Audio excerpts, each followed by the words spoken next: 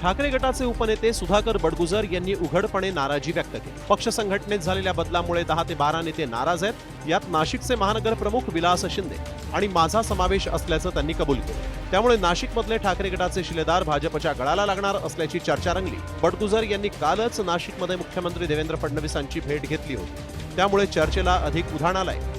संघटनात्मक बदल करत असताना एक अविश्वासाचं वातावरण निर्माण झालं आणि